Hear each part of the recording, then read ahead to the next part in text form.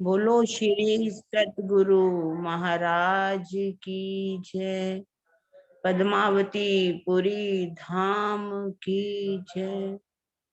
सर्व सुंदर साथी की जय। बंदो सतगुरु चरनी को करूं सुप्रेम प्रणाम। अशुभ हरन मंगल करन धनी श्री देव चंद जीना। श्री प्राणनाथ निज मूलपति श्री महिराज सुना। तेज कुंवर श्यामा युगल को पल पल करूं प्रणाम। पिया जी को पल पल करूं प्रणाम। प्रणाम जी सुंदर साथ जी। सखीरी आत्म रोग बुरो लाग्यो, जाको दारू ना मिले तबीब। 14 भवन में ना पाए, सो हुआ हाथ अकबी। सखीरी आत्म रोग बुरो लाग्यो। कहा जा रहा है इस चुपाई में, ये सखी आत्म रोग बहुत बुरा है। जिसको ये आत्म का रोग लग जाता है, जब तक उसकी दवाई ना मिले तब तक वो रोग ठीक नहीं होता। इसकी कोई संसार के अंदर बीमारियां तो बहुत सी हैं। किसी को मानसिक रोग होता है, किसी को शारीरिक रोग होता है, लेकिन इन सब से हट करके ये जो रोग है आत्म का रोग, इसकी दवाई किसी के पास भी नहीं। पर किसके पास है? सो हुआ हाथ हबीब। 14 भवन में ना पाई। इस 14 लोगों के संसार में किसी के पास भी वो चले जाए, किसी भी देवी देवताओं के पास आग पानी पत्थर की पूजा कर ले, लेकिन वो रोग हटता नहीं है। क्योंकि जब तक उसे अपने प्रीतम अक्षरातीत का दीदार ना हो जाए। क्योंकि ये रोग जो है किसी को भी लग सकता है। ये रोग लगा हमारे श्री देवचंद्र जी को। 11 वर्ष की आयु में ही मैं कौन हूं, आया कहां से हूं, मेरा प्रीतम है कौन, कहाँ है मेरा भरताव।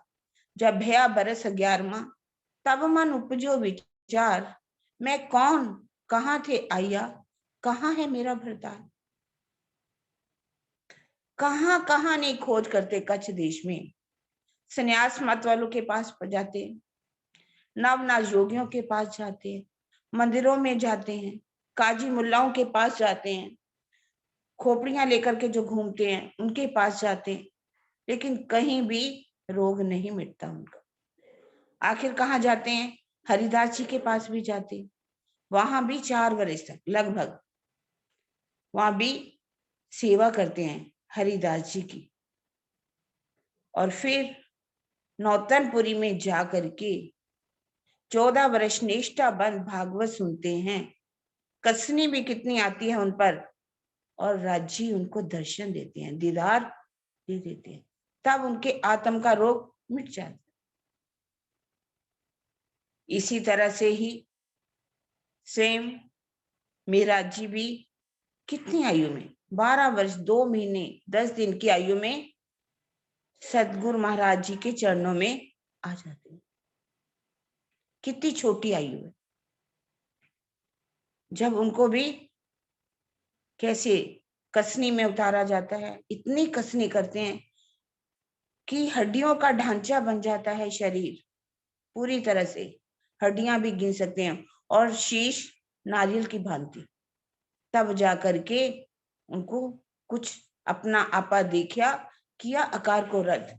जब अपने शरीर की भी सुध ना रही तो उन्होंने पहली परिक्रमा को भी देख लिया, अपनी पारातम को भी देख लिया। उसके बाद 40 वर्ष की उम्र में कैसे विरहा में तड़फ तड़फ करके हवसा में वो धनी का दीदार पाते। और अब आते हैं गोपाल मणि जी महाराज, क्योंकि छठा दिन मोमिनों का। दीदी हो गया। गोपाल मणि जी महाराज जो है, कितनी आयु है, उनका जन्म कहाँ पर होता है? फूलपुर भैया, मधुबनी में। उनका जो जन्म है 1616 में आषाढ़ महीने रविवार के दिन मधुबनी में उनका जन्म होता, और 16 वर्ष तक वो शिक्षा ग्रहण करते हैं।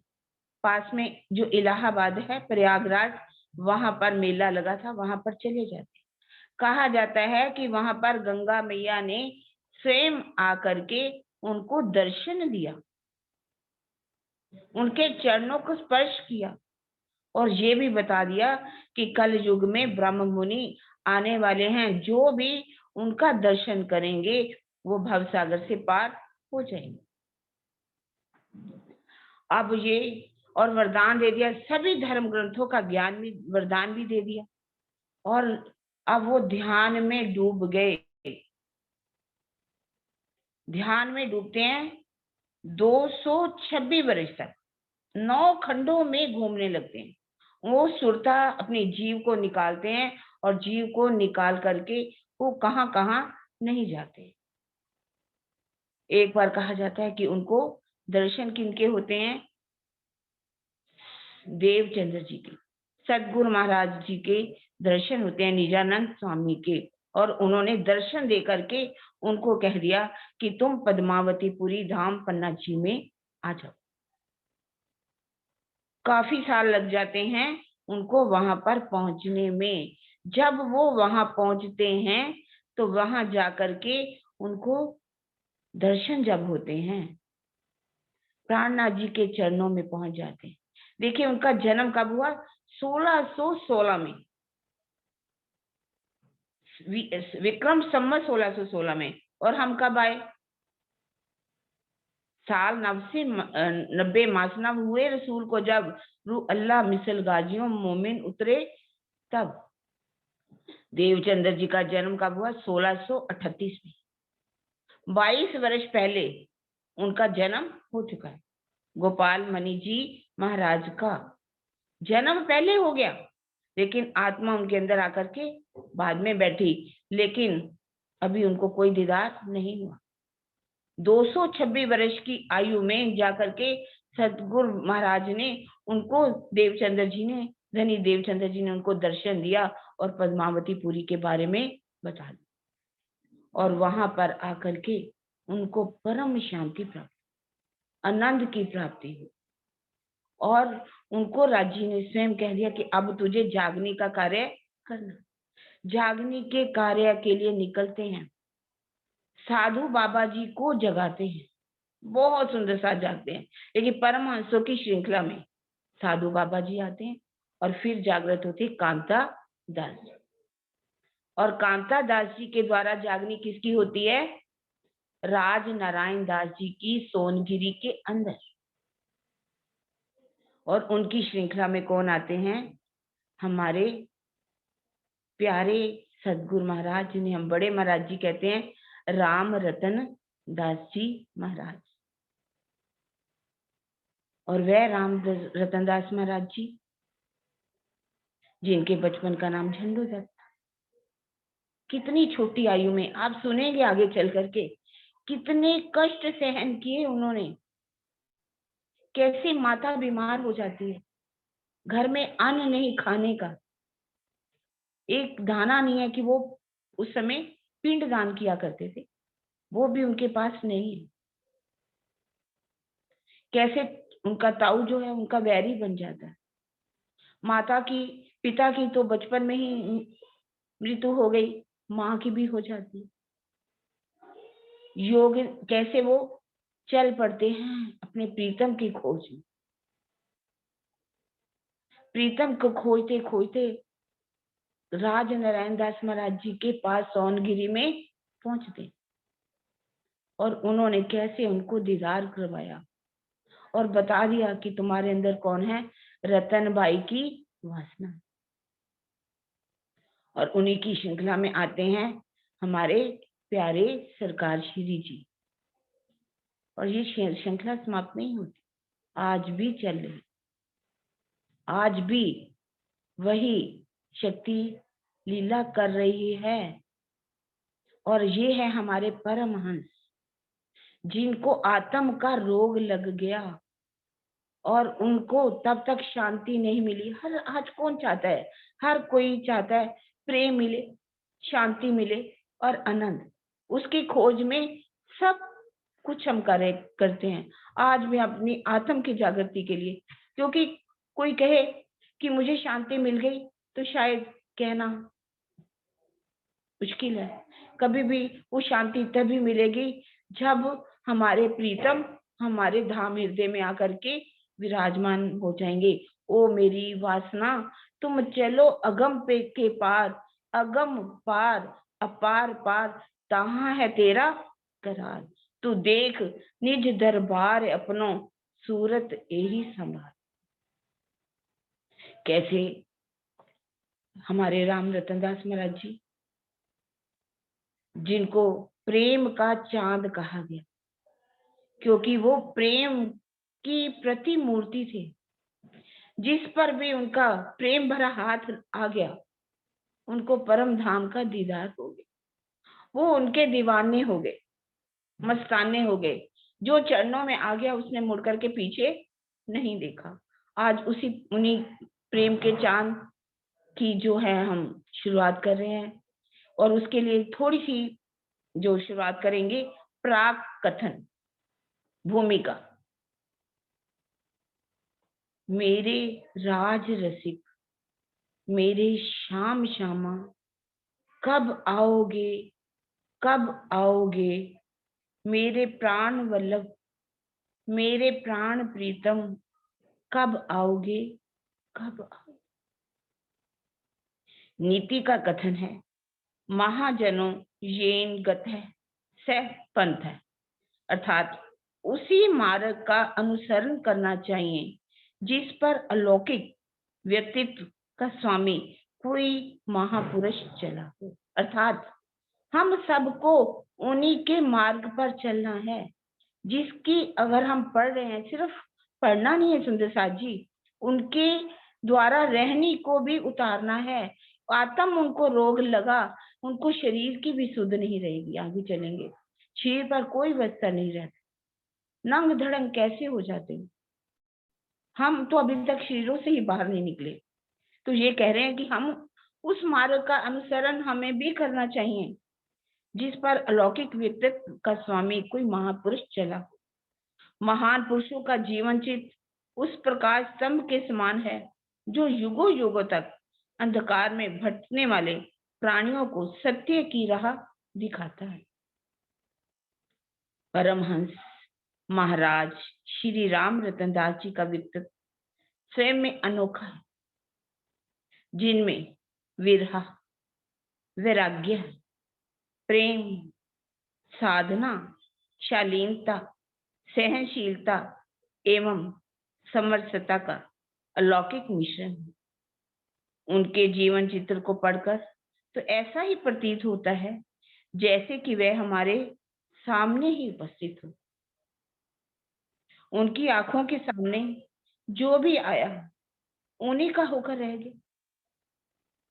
उनकी आंखों के सामने जो आया उन्हीं का होकर रह गया। उनकी कृपा दृष्टि जिस पर भी पड़ गई, चाहे वह अनपढ़ ही क्यों ना हो, आध्यात्मिक क्षेत्र का वक्ता बन गया। कर्म कांडों के जाल में उलझा हुआ व्यक्ति साक्षात परम धाम को देखने लगा तो झोपड़ी में रहने वाला करोड़पति बन गया।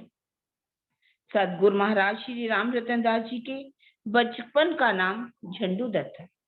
उनका जन्म विक्रम संवत 1951 में वैशाख मास के कृष्ण पक्ष की सप्तमी को सहारनपुर जिला के जुड़ोदा गांव में हुआ था। उनके पिता श्री छज्जू दत्त जी शर्मा, माता श्री मती मगन देवी थी। उनके बचपन बड़े ही कष्टों से बीता। 8 वर्ष की उम्र में पिताश्री का देह त्याग हो गया था।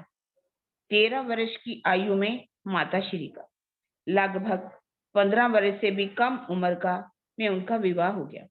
एक पुत्री का जन्म हो जाने के पश्चात उनका मन संसार में नहीं लगा। उनके अंदर वैराग्य की अग्नि प्रज्वलित हो उठी। परिणाम ये हुआ कि वह मात्र 19 वर्ष की उम्र में ही घर छोड़ करके निकल पड़े। जैसे कि हम अक्सर पढ़ते हैं सिद्धार्थ, वो भी इतनी छोटी उम्र में ही, जबकि उनकी पत्नी यशोधरा सर्व सुंदरी थी, उनका बेटा राहुल था, वो भी परम शांति के लिए घर से कैसे निकल पड़े। गृह त्याग करने के पश्चात महाराज श्री रामरतन दास जी पुरी यानी कि जगन्नाथपुरी, रामेश्वर, मुंबई, द्वारका, पुष्कर पहुंचे। वहां से पुणे जन्मभूमि आ गए। इस अवधि में लगभग 2 वर्ष का समय लग गया। इस यात्रा में उन्होंने बहुत कठोर साधना की, किंतु शांति प्राप्त नहीं हो सकी। कहां कहां नहीं जाते, जगन्नाथपुरी में जाते हैं, रामेश्वर जाते हैं, द्वारका जाते हैं, पुष्कर द्वीप जाते हैं, लेकिन शांति नहीं मिलती।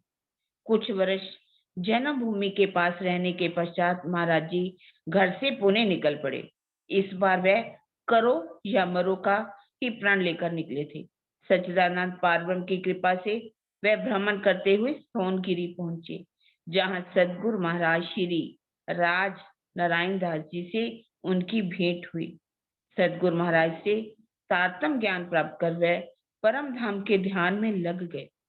सदगुरु की कृपा से उन्होंने सच्चिदानंद पारब्रह्म तथा परम धाम का साक्षात्कार किया और तैत्तिरीय उपनिषद के उस कथन को भी सार्थक किया कि ब्रह्म विदो ब्रह्मेव भवति। उनकी शरण में आकर बहुत से सुंदर साध ने परम धाम की अनुभूति की, आध्यात्मिक ज्ञान के सागर में अपने आप को डुबोया। उनके प्रेम में डूबे रहने वाले सुंदर साध की मान्यता तो यही है कि सदगुरु महाराज पल पल हमारे साथ हैं। सदगुरु महाराज श्री राम रतन दास जी की कृपा की छांव तले इस ग्रंथ में उनके जीवन लीला पर थोड़ा प्रकाश डालने का प्रयास किया गया है। आशा है ये आपको रुचिकर लगेगा। यदि इसमें कोई भूल हुई हो तो मैं क्षमा प्रार्थी हूँ, क्योंकि इसको किसने लिखा? राजन स्वामी जी ने, प्राणनाथ ज्ञानपीठ से। आप सुंदर साथ, प्यारे प्यारे सुंदर साथ के द्वारा इसकी शुरुआत की जाएगी। हाँ जी मीनू, आप पढ़िए। हाँ जी, सुंदर साथ जी।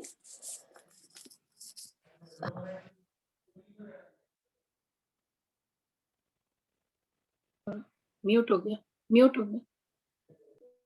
मीनू, आपका म्यूट हो गया। श्री राजन स्वामी जी ने इसको थोड़ा, जैसे कहते हैं, उनकी जीवनी का एक तरह से टीका किया है।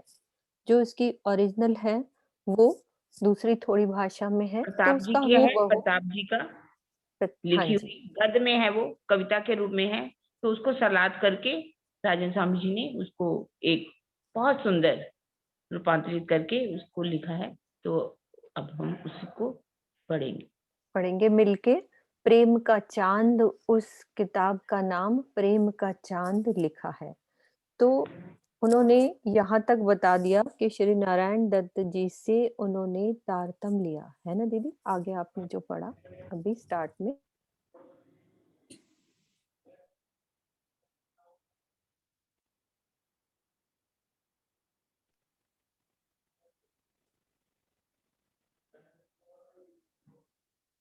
हरे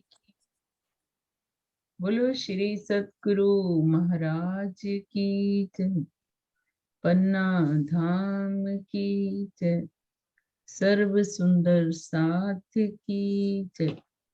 प्रणाम सुंदर साथ जी, सभी को प्रेम भरा प्रणाम जी।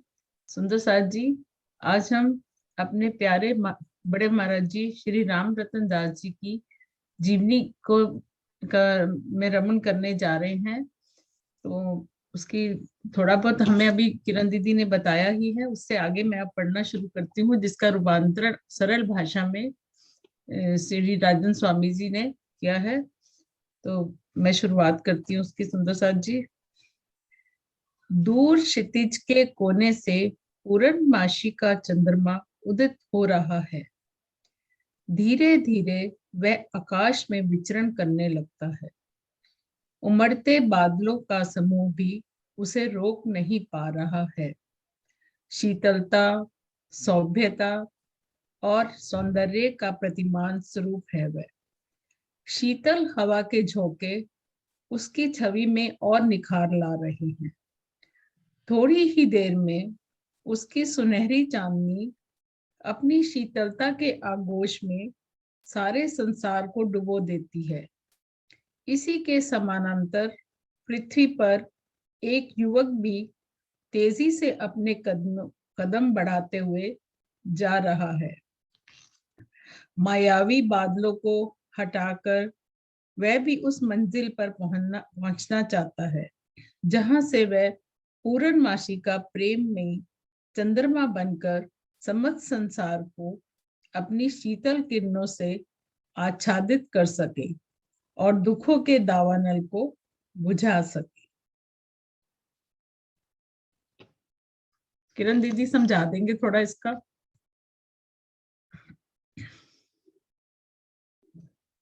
यदि कोई सत्य को बिखेरने के चले तो सत्य को कोई ढांपना भी चाहे तो नहीं ढांप सकता। भाव क्या है कि यदि जब कोई भी सत्य को राह किसी को दिखाता है तो सत्य की राह को छिपाने के लिए कई रास्ते में मुश्किलें आती हैं, लेकिन सत्य तो सत्य ही है। वो सत्य तो चारों तरफ फैल करके ही रहता है। जैसे पूर्णमासी का चंद्रमा जब निकलता है तो पूर्णमासी का जो चंद्रमा है वो धीरे धीरे धीरे अपनी छटा जो है वो बिखेरना शुरू कर देता है। मान लो रास्ते में कोई बदली भी आ जाए तो वो बदली को भी हटा करके धीरे धीरे उसमें से निकल जाता है। इसी तरह से ही हमारे सदगुरु बड़े महाराज जी कैसे निकले शांति की खोज में, प्रेम की खोज में घर से निकलते हैं। धीरे धीरे कदम बढ़ाते हुए वो चलते हैं। कैसे वो घर से जब निकलेंगे, पहले जगन्नाथपुरी जाएंगे, कैसे रामेश्वर जाएंगे, कैसे वो बॉम्बे की साइड जाएंगे, आगे ताप्ती नदी, ना जाने कहाँ का रामेश्वर। चलते चलते वो एक दिन अपना रास्ता खोज ही लेंगे, अपने प्रीतम को पा ही लेंगे। और वो पूर्णमासी का जैसे चंद्रमा खिल जाता है, इसी तरह ही पूर्णमासी की चंद्रमा से खिलेंगे, सबको प्रेम बांटेंगे और वो प्रेम का चांद कहलाएंगे। और आगे जो है पढ़िए, थोड़ा ही करेंगे। चंद्रमा में तो धब्बे भी दिखाई दे रहे हैं, लेकिन सूर्य रूपी परब्रह्म के ज्ञान और प्रेम को आत्मसात कर झंडू दत्त नामक ये युवक ऐसा चंद्रमा बनने जा रहा है जिसमें ढूंढने पर भी कोई धब्बा नहीं दिखाई देगा। इसके मनोहर, सुनहरे एवं शीतल प्रकाश की आभा जिस किसी प्राणी पर पड़ेगी वो धन्य धन्य हो जाएगा। युगों युगों से भटकती हुई उसकी चेतना शांति और आनंद के उस अनंत महासागर में विहार करेगी जिसकी इच्छा अनादि काल से ऋषि मुनि एवं भक्तजन करते आ रहे हैं। यहाँ पर बोल रहे हैं कि जिस तरह से जो चंद्रमा आकाश को शीतलता प्रदान करता है, उसमें भी हम देखते हैं तो हमें धब्बा दिखाई देता है, उसमें भी दाग लगा होता है। लेकिन जो सूर्य रूपी पारब्रह्म का ज्ञान पाने के लिए जो झंडू दत्त नाम के जो हमारे महाराज जी हैं, बड़े महाराज जी, उनका बचपन का नाम झंडू दत्त था। तो कह रहे जब वो पारब्रह्म की खोज में निकले तो वो ऐसा चंद्रमा बनने जा रहे थे कि उसमें अगर कोई मानव या कोई भी जन कोई भी धब्बा देखना भी चाहेगा तो भी वो ढूंढ नहीं पाएगा, क्योंकि वो बिल्कुल बेदाग थे। उनके अंदर कोई भी मतलब त्रुटि नहीं थी, कोई भी विकार नहीं था, एकदम शांत स्वभाव के थे।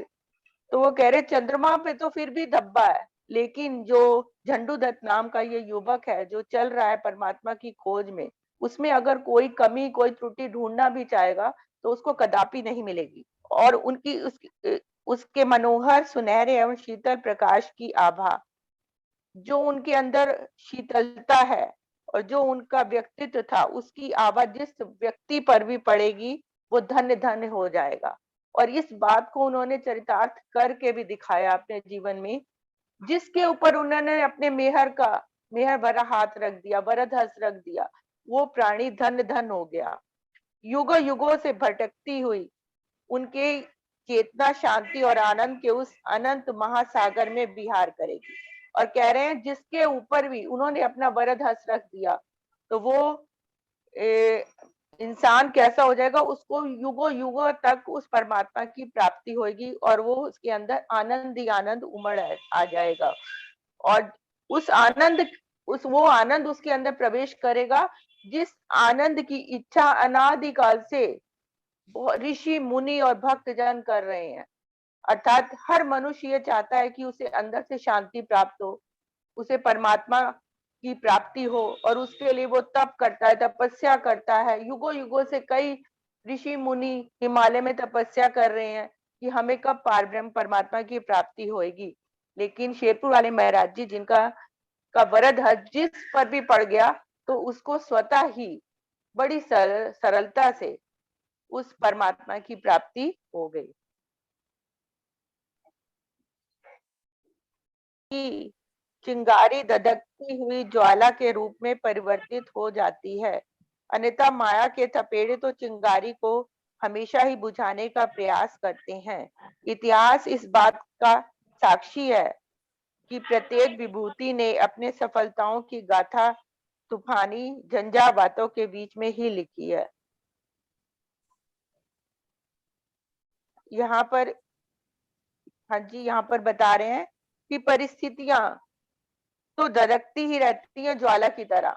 मतलब यहाँ पे ये बता रहे हैं कोई भी महापुरुष अगर सत्य मार्ग पर चलता है तो माया की जो बाधाएं हैं वो कैसी ज्वाला की तरह भड़कती रहती हैं, हमेशा उसके आगे रोड़ा बन के खड़ी हो जाती हैं। माया की थपेड़े हमेशा चिंगारियों की तरह जिस मार्ग पर वो चलने का प्रयास करता है तो वो जो उसके अंदर चिंगारी जो जल रही होती है परमात्मा को पाने के लिए, लेकिन माया ऐसी है बलवान कि वो उस चिंगारी को हमेशा बुझाने का प्रयास करेगी। अर्थात किसी ना किसी रूप में माया हमें उस मार्ग पर चलने से रोकने का प्रयास करती है। लेकिन जो महापुरुष होते हैं, जो महान विभूतियां होती हैं, जिन्होंने कुछ पाया है, जिन्होंने अपने मन में दृढ़ संकल्प कर लिया कि मुझे तो उस परमात्मा के मार्ग पर चलना ही चलना है, उसे पाना ही पाना है, तो वो एक ना एक दिन सफल जरूर हो जाते हैं।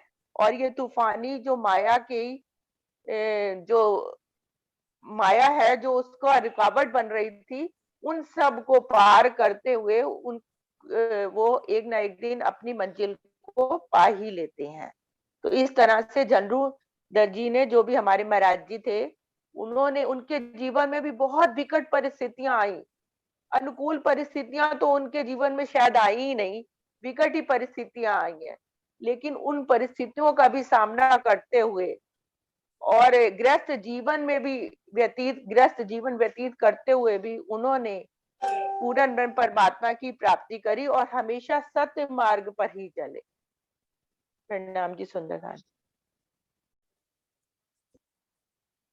मात्र 6 वर्ष की आयु में झंडू दत्त जी अपने पिता के साथ दूधली मेले में पहुंचे। पिता श्री छज्जू शर्मा जी अत्यंत ही कोमल एवं साधु हृदय के थे।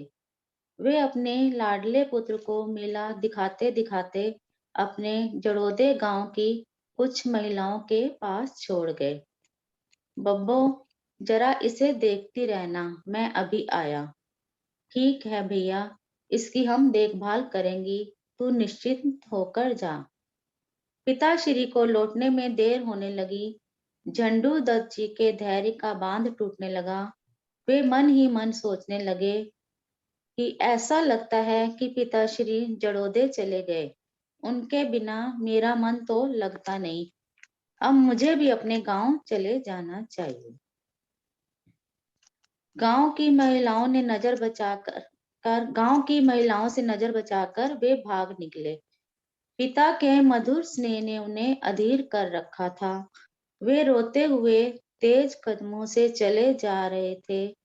लगभग 3 कोस की दूरी तय करने के पश्चात सामने से एक व्यक्ति आता हुआ दिखाई पड़ा। उसने उन्हें गोद में उठा लिया और सांत्वना भरे शब्दों में कहा, बेटे, तू क्यों रोता है? तुम्हारे पिताजी तो आगे मक्के के खेत में हैं। वे तुम्हारी ही बाट देख रहे हैं। चलो, मैं तुम्हें वहीं ले चलता हूँ। बालक के निश्चल मन ने उस पर विश्वास कर लिया। वह व्यक्ति उन्हें कंधे पर बिठाकर ले चला। कुछ दूर जाने के बाद वे मुख्य मार्ग से हटकर चलने लगा।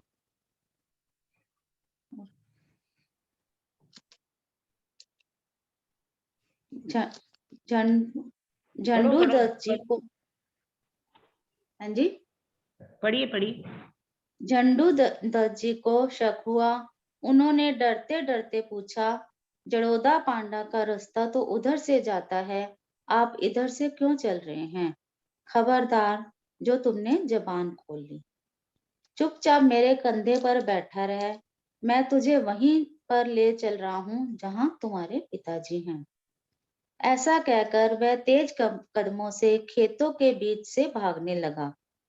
उसने मुख्य मार्ग को बिल्कुल ही छोड़ रखा था। अचानक ही पांडव तालाब दिखाई पड़ा। झंडू दत्त जी को अपना घरेलू नौकर समरू दिखाई पड़ा।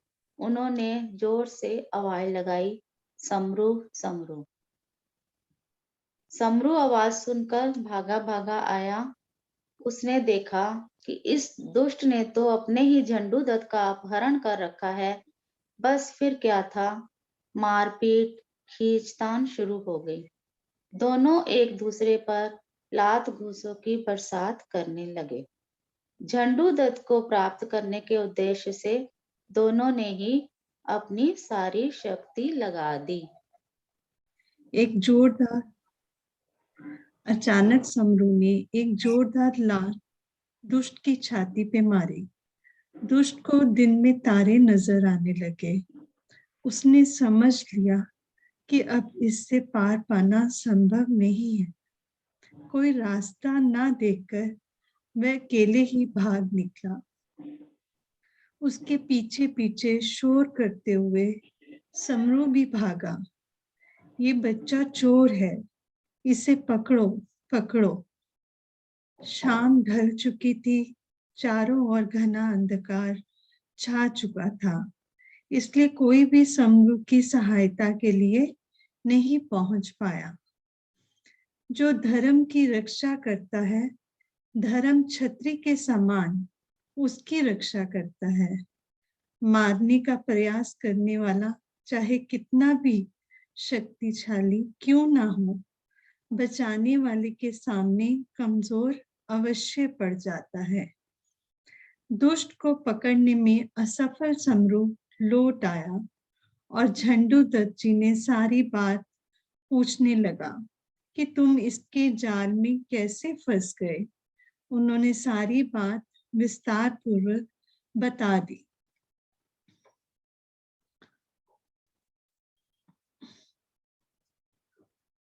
समरू ने सोचा कि सबसे पहले मेले में जाकर पंडित जी को सूचना दी जाए, अन्यथा वे बहुत परेशान होंगे। ये सोचकर उसने बालक झंडू दत्त को जयपुर गांव में चिरंजीव पंडित के यहाँ ठहरा दिया तथा दौड़ा दौड़ा मेले में पहुंचा। उधर मेले में चप्पे चप्पे पर बालक की खोज जारी थी। बालक के गुम हो जाने की सूचना जिसे भी मिली वे खोज में लग गया। समरू के मुख से सारी बात सुनने के पश्चात पंडित जी को धैर्य आया। वे जयपुर के लिए तुरंत दौड़ पड़े।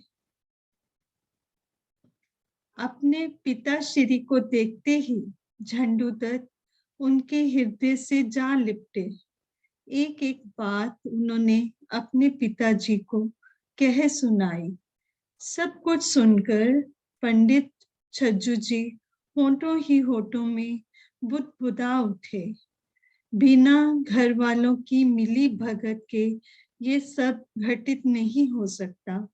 भगवान ही सब ठीक करेंगे। हाँ जी, प्रणाम जी।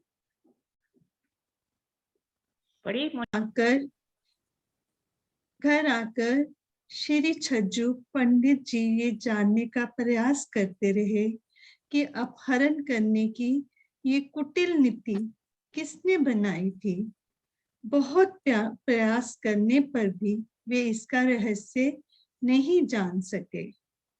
बड़े ताऊ के मन में हमेशा पाप भरा रहता था। वे हमेशा यही चाहते थे कि छज्जू के घर का दीपक बुझ जाए ताकि उनकी सारी संपत्ति पर उनका अपना एकाधिकार हो जाए। समय बीतता गया। झंडूदत्त जी के घर के सिर पर मात्र 8 वर्ष तक ही पिता का साया रहा। उनकी मृत्यु की घोषणा उन्होंने पहले ही कर दी थी। पिता के धामगन के पश्चात लौकिक जीवन में कष्टों की बाढ़ सी आ गई। दिन और रात्रि की भांति सुख और दुख का चक्र भी बदलता रहता है। सागर के किनारे जिस प्रकार दृढ़ता पूर्वक खड़े रहकर ही अपनी सुरक्षा की जाती है, उसी प्रकार मायावी कष्टों से अपनी रक्षा के लिए धैर्य ही सबसे बड़ा शास्त्र है। पिता श्री छज्जू पंडित जी की देह त्याग के पश्चात परिवार में गरीबी ने अपना डेरा जमा लिया। बालक झंडूदत्त जी की माता मगन देवी के लिए वैधव्य के साथ गरीबी का कष्ट वैसे ही था जैसे कोड़ में खाज। वे पड़ोस वालों के घर जाकर आटा पीसने का काम करती। उनसे जो कुछ मिलता वही आहार का साधन होता।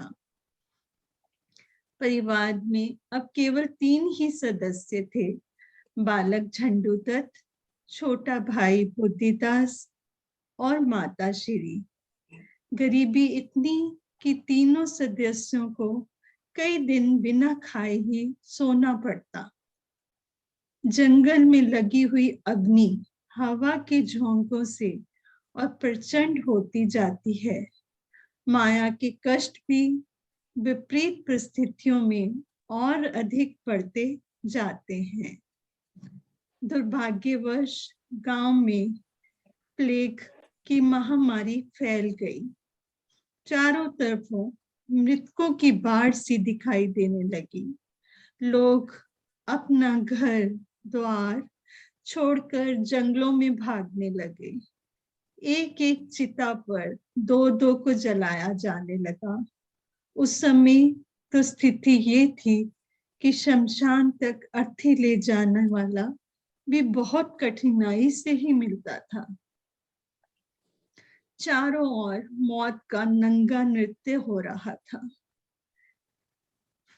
जिधर देखो उधर सूनापन ही सूनापन नजर आ रहा था। स्नेह की मूर्ति माता दोनों बालकों को घर के बाहर निकलने ही नहीं देती थी। वे डर था कि पता नहीं कब काल प्लेग के रूप में आकर दबोच ले। घर में खाने के लिए एक दाना भी नहीं था। इस विषम परिस्थिति में माता श्री अचानक ही बीमार हो गई। माया की क्रूरता की तो अभी ये छोटी ही मिसाल थी। मात्र सहनशीलता के सहारे कब तक बीमारी को सहन किया जाता। लाचार लोग उन्होंने शैया पकड़ ली। घर में जब भोजन के लिए भी एक पैसा नहीं तो दवा कहाँ से लाई जाती। एकमात्र पानी का ही भरोसा था, वही भोजन था और वही दवा थी। झंडू तक चम्मच के मुंह में पानी डाल दिया करते, लेकिन ऐसा कब तक चलता। दिन प्रातः था। ताऊ ने दरवाजे के बाहर से आवाज दी, झंडू दत्त जी अभी आया। कहते हुए झंडू दत्त जी ने दरवाजा खोला। बेटे, तेरी माँ की तबीयत कैसी है? ताऊ जी, मेरी माँ तो समझ में ही नहीं आ रहा कि क्या करूं। वह दिन रात पलंग पर लेटी रहती है। मैं उनके मुंह में चम्मच से पानी डाल दिया करता हूँ। यह सुनकर ताऊ जी वापिस चले गए, लेकिन उनका मन बेचैन था। बीच बीच में हाल पूछते रहते।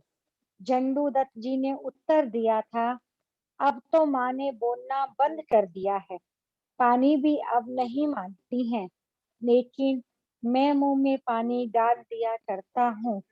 आधी रात को ताऊ देखने आए, देखते ही वह सन्न रह गए। झंडू दत्त जी को झिझकते हुए बोले, तू तो कहता था कि माँ सो रही है और कुछ बोलती ही नहीं। यह बहुत पहले ही इस दुनिया से जा चुकी है। माँ का खुला हुआ मुख देखकर झंडू दत्त जी की आंखों में आंसू भर आए। होनी को भला कौन टाल सकता था। उन्हें ताऊ जी संतावना देते हुए बोले, तू जाकर गांव में देख कि कहीं कोई और तो मरा हुआ नहीं है।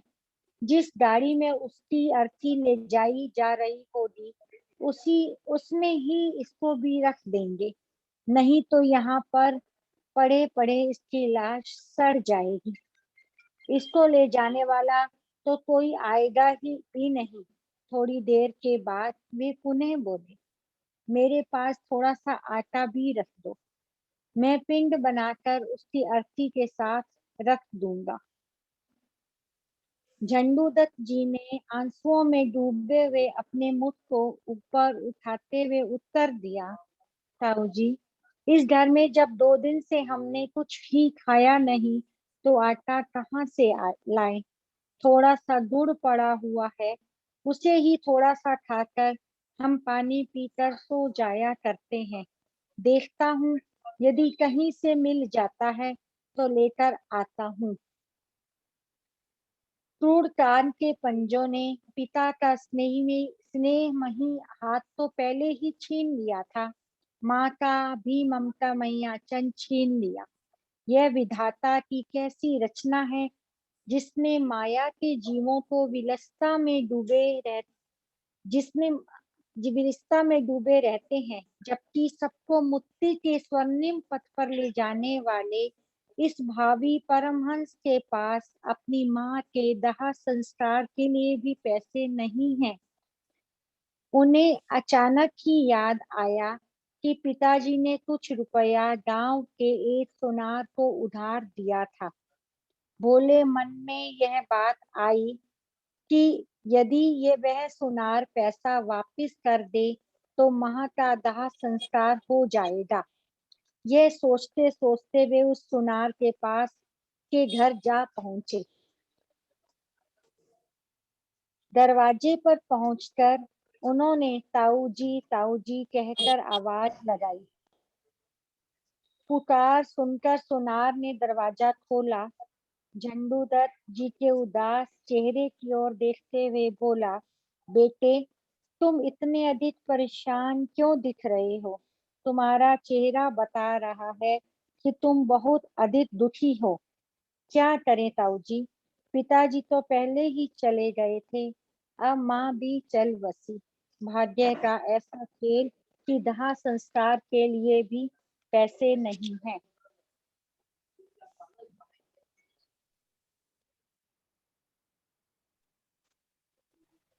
हाँ यह जी, तो बहुत पढ़िए भावना।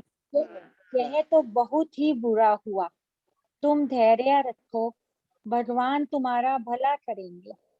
तुम्हारे पिताजी से मैंने कुछ रुपए उधार लिए थे। मैं तुम्हें 5 किलो गेहूं देता हूँ, इससे तुम अपनी माँ का पिंडदान करवाओ। गेहूं लेकर झंडू दत्त जी घर वापस आए तथा उसे रखकर बैलगाड़ी की खोज में निकल पड़े, ताकि उस पर माँ को शमशान तक पहुंचाया जा सके। अर्थी में कंधा देने के लिए तो कोई तैयार था ही नहीं। चलते चलते उन्होंने घर का दरवाजा खटखटाया।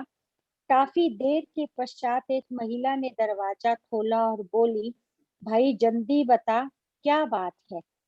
तुम्हारे यहाँ आज कोई मरा तो नहीं है?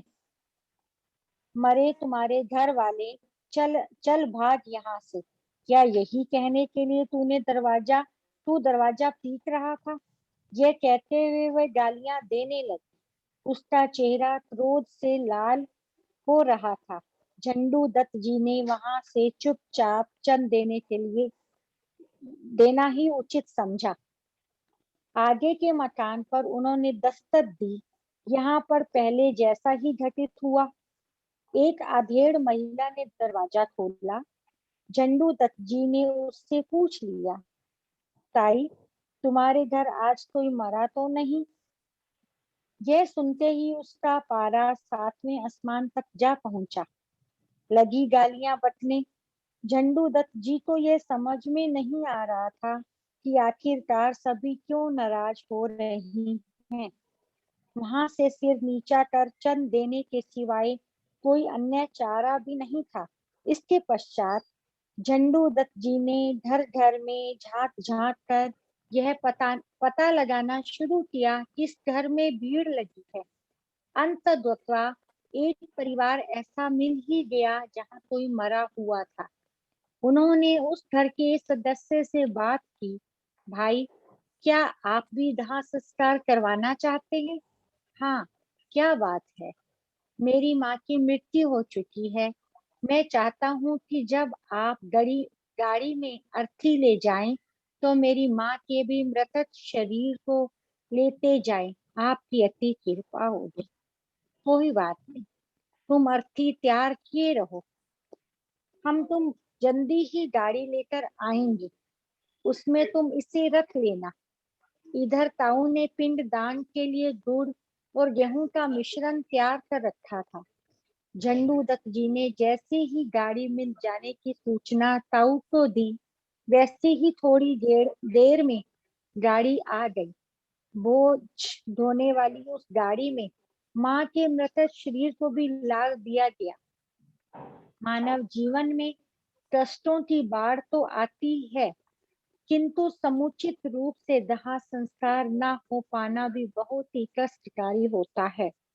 वस्तुतः कष्टों और संघर्षों की अग्नि में तपकर ही उस महान व्यक्तित्व का निर्माण होता है, जिसके द्वारा संपूर्ण मानव समाज का मार्गदर्शन होता है। प्रणाम। अभी हमने पढ़ा, जितनी भी अभी हमने महाराज जी की जो पढ़ा, उससे हमें ये देखा कि महाराज जी ने कितने कष्ट सहे। तो स्वामी जी हमें समझा रहे हैं, वस्तुतः कष्टों और संघर्षों की अग्नि में तपकर ही उस महान व्यक्तित्व का निर्माण होता है। इसकी एक वाणी में चौपाई भी आती है, किरण दीदी आप बोलो। इसकी एक चौपाई भी है कि राजी महाराज हमें मत न दुख पाइए कसौटी, बिना रंग दिखावे कसौटी। इतना याद है, थोड़ा सा आगे छोटी या मोटी चरण मुझे भूल रहा है। कोई बात नहीं, आप मत इसी न को पाइए कसौटी बिना कच्ची बिना पक्की या कसनी के कुछ भी नहीं मिलता है। हाँ सुनीता जी, कच्ची पक्की या मोटी, कच्ची पक्की हाँ, या मोटी, या छोटी या मोटी, कच्ची पक्की मोटी। छोटी या मतलब कि कसनी के बिना कुछ भी। आप सोना का भी ले लीजिए, सोना है जैसे, उसको कंचन बनाना है तो 16.5 बार गलाना ही पड़ेगा। इस तरह से किसी का भी जीवन बिना कष्टों के आगे नहीं बढ़ सकता। कष्ट तो आएंगे ही आएंगे, और ये कष्ट देखिए आप कितने आए। हम सोचे हम थोड़े से कष्टों में कितना घबरा जाते हैं, और महाराज जी के ऊपर, झंडूदत्त जी के ऊपर कितने कष्ट आए, पर उन्होंने आगे बढ़ना नहीं बंद किया, आगे बढ़ते ही गए। हमें भी कुछ सिखापन लेनी है इनसे कि कष्ट में कितना भी जीवन क्यों ना आए, हमें पीछे पांव नहीं रखने, आगे बढ़ते ही चले जाना है। आगे बढ़ते चलेंगे तभी तो हम कुछ पाएंगे। कुछ भी पाने के लिए हमें हर तरह से कांटों पर चलना पड़े तो घबराना नहीं, और वही आगे बढ़ता है जो इन कष्टों पर भी खुश होकर के आगे चलता है।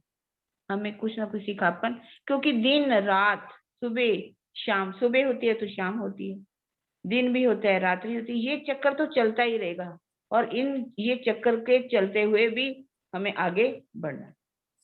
ठीक है। और इसके आगे भी लिखा स्वामी जी ने, संसार के रिश्ते टूटते रहते हैं, आत्मा तथा परमात्मा का संबंध अनादि और अखंड है। जहाँ कोई भी सहारा नहीं होता वहाँ परमात्मा ही आधार होता है। कि सब संबंध यहाँ पे, सब कुछ, सबने शरीर छोड़ना है, ये टूटते रहेंगे, लेकिन राज्य का सहारा वो अखंड है, अनादि है, और वो हमारा असल रिश्ता है। जो हमारा असल रिश्ता अखंड सुहाग का, वो हमारा राज्य से है। यहाँ के रिश्ते सभी टूटते हैं।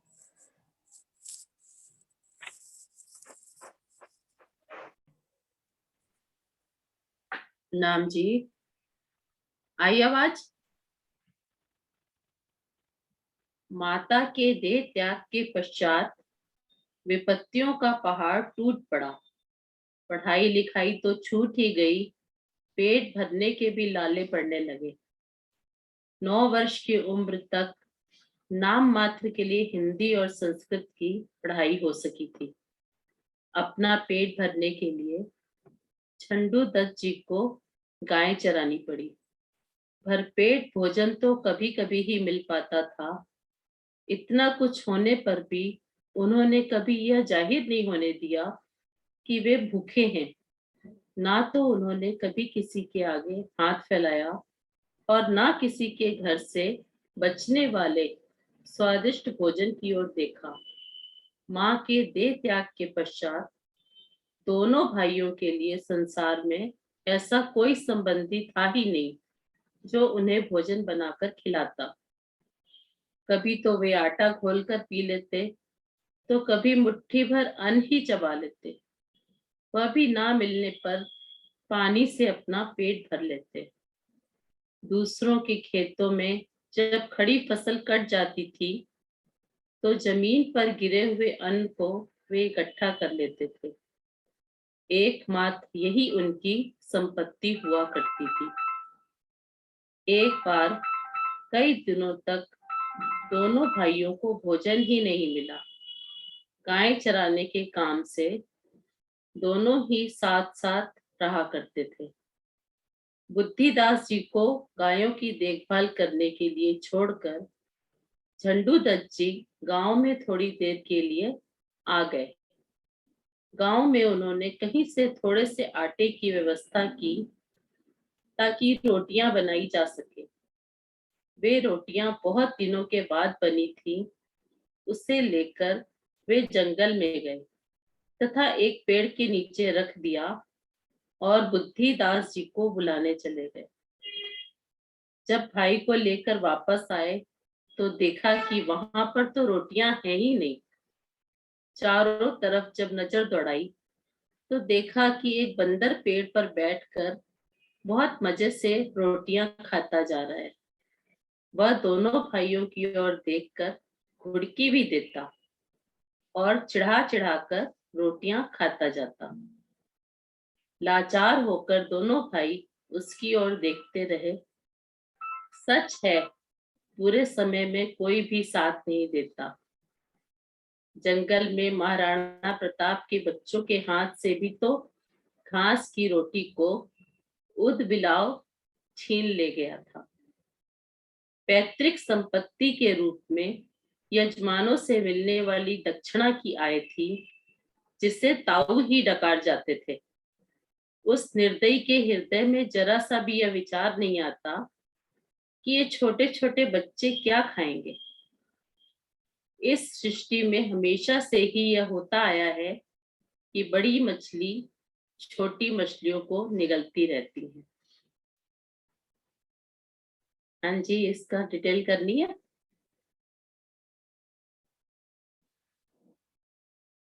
इस सृष्टि में हमेशा से ही ये होता आया है कि बड़ी मछली छोटी मछलियों को निगलती ही रहती है।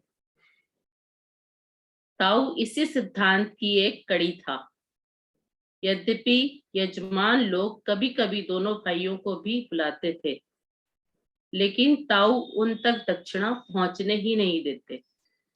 अपना पहला दाव असफल होते देख ताऊ ने दूसरा तीर छोड़ा।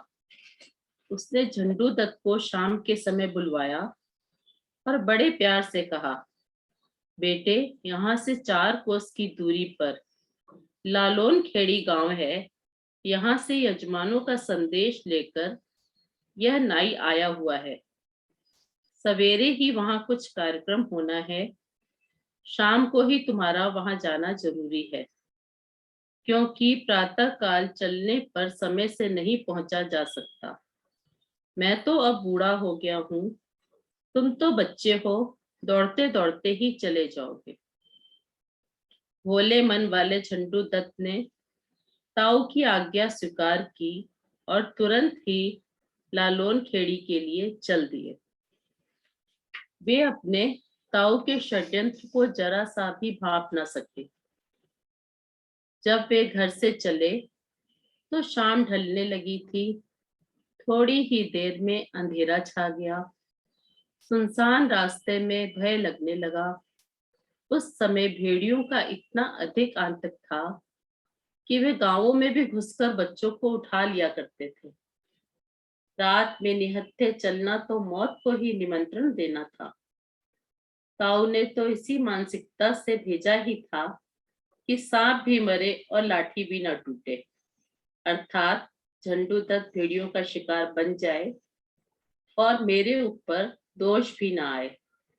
बाद में छोटे को भी अपनी राह से हटाकर घर पर कब्जा जमा लूंगा। मरने के बाद मनुष्य एक कण भी अपने साथ नहीं ले जाता, फिर भी वह धन कमाने में इतना बेसुध हो जाता है कि पाप की गठरी अपने सिर पर लादने में जरा भी संकोच नहीं करता। हाँ जी दीदी, बोलना है इसका डिटेल करो आप। सुंदर साथ जी, यही हमें इस चीज से शिक्षा मिल रही है कि मरने के बाद मनुष्य, हमें पता है कि यहाँ से हमारे साथ कुछ नहीं जाना, और फिर भी हम धन कमाने में इतना बेसुध हो गए हैं कि पाप की गठरी अपने सिर पर लादने में जरा भी, यानी कि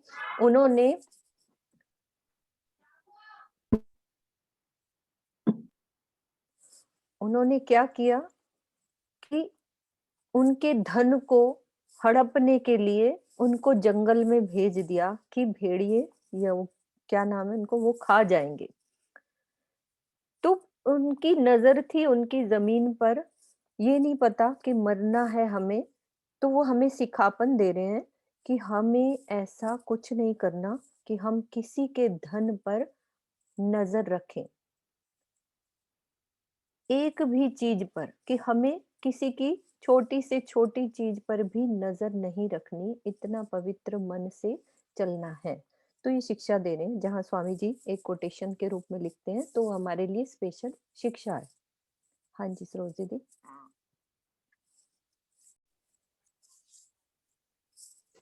झंडू दत्त जी को जब भेड़ियों का डर लगने लगा तो उन्होंने एक वृक्ष पर चढ़कर रात गुजारने का निर्णय लिया।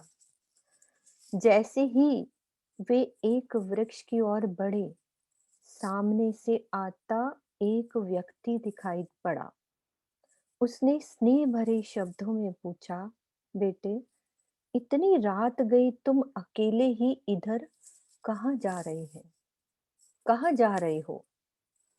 जवाब में उन्होंने दिया कि मैं जा तो रहा था लालोन खेड़ी के लिए, लेकिन अकेले होने से मैंने सोचा कि सामने वाले पेड़ पर चढ़कर रात गुजार लूं। फिर जवाब दिया, डरने की कोई आवश्यकता नहीं है, चलो मैं तुम्हें वहीं पहुंचा देता हूँ। ऐसी जो बात हुई थी और किसके साथ हुई थी सुंदर साथ जी, हम बीतक में पढ़ते हैं। सब सुंदर साथ को बीतक याद होगी। कोई सुंदर साथ रेजन करके हम बता सकते हैं कि ये सेम जो झंडू के दत्त साथ जी हुई, हमारे देवचंद्र जी के साथ है ना? हाँ भाई जी, के हाँ जी, वेश। बोलो। हाँ जी बोलो। देवचंद्र जी के साथ हुई थी ना, जब वो घर से निकले थे तो हाँ जी, कितने वर्ष के थे? 11 वर्ष के। जब वो कहाँ जा रहे थे? बारात के पीछे पीछे, बारात के पीछे पीछे खोज में कि मुझे वो प्राण प्रीतम मिल जाएं, तो उस खोज में घर से निकल पड़े थे धनी देवचंद्र जी। ठीक है, दोनों ही चल पड़े। थोड़ी देर में लालोन खेड़ी गांव आ गया। झंडू दत्त जी ने अपने यजमानों के बीच पहुंच गए। झंडू दत्त जी अपने यजमानों के बीच पहुंच गए। अगले दिन 19 रुपए और 5 किलो लड्डू देकर यजमानों ने उन्हें विदा कर दिया। इतने पैसे और लड्डू पाकर झंडू दत्त जी बहुत ही खुश थे। वे खुशी से उछलते हुए घर की ओर चल पड़े। रास्ते में एकांत जगह में उन्होंने अपने लड्डुओं को गिना और इस बात से वे विभोर उठे कि यदि प्रतिदिन एक एक लड्डू भी हम दोनों खाएंगे तो काफी दिन निकल जाएंगे। इसी उधेड़ बुन में वे रास्ता भूल गए और असली राह छोड़कर दूसरी राह जा पकड़े। जंगल जंगल भटकना पड़ा। इस प्रक्रिया में सूर्यास्त हो गया तथा चारों ओर अंधकार छा गया। वे घबरा गए कि कल की तरह आज भी भटकने वाली स्थिति बन गई है। परमात्मा की कृपा से फिर से एक व्यक्ति दिखाई पड़ा। वे गडरिया था और पास के किसी गांव से आ रहा था। जब उससे बातचीत हुई तो पता चला कि वह जड़ोदा ही जा रहा है। वह अपने साथ झंडू दत्त जी को ले चलने के लिए राजी हो गया। गडरिये ने झंडू दत्त जी को उनके घर पर पहुंचा दिया। जैसे ही क्रूर हृदय ताऊ को पता चला कि झंडू दत्त तो सकुशल जीवित आ गए हैं, तो साथ ही दक्षिणा में 5 किलो लड्डू और 19 रुपए भी लाए हैं, तो वह मन महसूस कर रह गए। पश्चाताप में सिर पटकने के सिवाय वह और क्या कर सकते थे।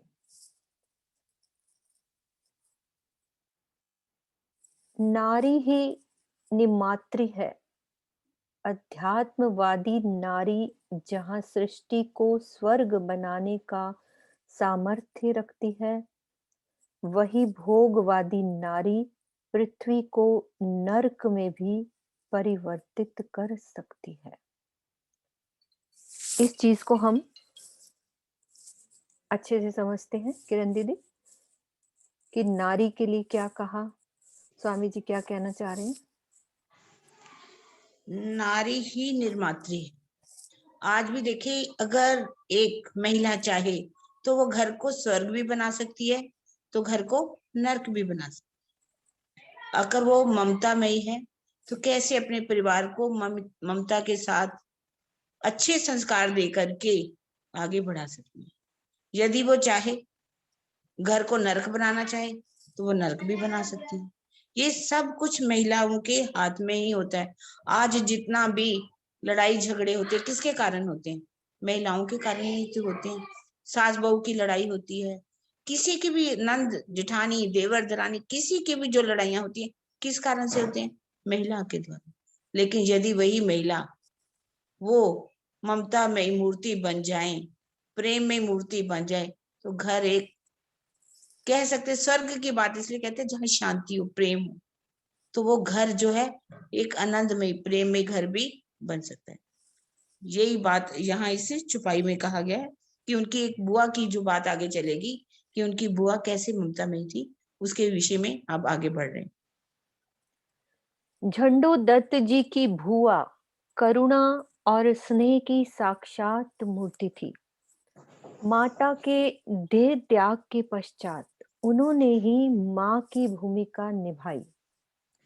दोनों भाइयों को जरा भी माँ की कमी का एहसास नहीं होने दिया। एक दिन बुआ ने झंडू दत्त जी से एकांत में बहुत प्यार से पूछा, बेटे, मेरा दिल कहता है कि तुम्हारी माँ ने घर में अवश्य ही कहीं ना कहीं धन छिपा रखा है। उस धन की खोज करना बहुत ही आवश्यक है। क्या तुमने अपनी माँ को किसी स्थान पर दीपक जलाते हुए देखा है? जवाब उन्होंने दिया, हाँ बुआ, हमने माँ को उस स्थान पर दीपक जलाते हुए देखा है। जब हम उससे पूछते थे कि वहां तुम किस लिए दीपक जलाती हो, तो वह धमकाने लगती थी। यह तो बहुत खुशी की बात है, तुम दरवाजे को अंदर से बंद कर दो, चलो अभी खोदते हैं। उनकी बुआ ने बोला कि ये बहुत खुशी की बात है। तो झंडू दत्त जी ने फावड़ा संभाला और खोदना शुरू किया। खोदने पर एक छोटा सा घड़ा निकला जिसमें 1500 रुपए छिपा कर रखे गए थे। उन्हें देखकर तीनों ही बहुत खुश हो गए। भुआ ने दोनों भाइयों को समझाते हुए कहा, इस पैसे के बारे में तुम किसी से भी कुछ भी ना कहना। तुम्हारे चारों ओर ठग ही ठग हैं। इस धन से तुम्हारा विवाह भी हो जाएगा तथा अन्य आवश्यक कार्य भी पूरे हो जाएंगे। माँ के छिपाए हुए पैसे मिल जाने पर घर का काम अच्छी तरह से चलने लगा। बुआ दोनों भाइयों से बहुत अधिक स्नेह करती थी। कभी तो अपने ससुराल रहती और कभी अपने मायके में, दोनों भाइयों के पास। आवश्यकता पड़ने पर अपने पास से तो धन भी खर्च करती। उस समय बहुत ही छोटी उम्र में विवाह हो जाया करते थे। पिता के देह त्याग के समय झंडू दत्त जी की उम्र मात्र 8 वर्ष की थी। पिता के समय में ही दोनों भाइयों की मंगनी हो गई थी, किंतु उनके शरीर छूटते ही रिश्ते टूट गए थे। अब यहाँ से प्रसंग चेंज हो रहा है, तो हम यहाँ पे अभी खत्म करते हैं। जयकारा लगाते हैं किरण दीदी। बोलो श्री प्राणनाथ प्यारे की जय। बोलो श्री सतगुरु महाराज की, पद्मावती पुरी धाम की, सर्व सुंदर साथ की। प्रणाम।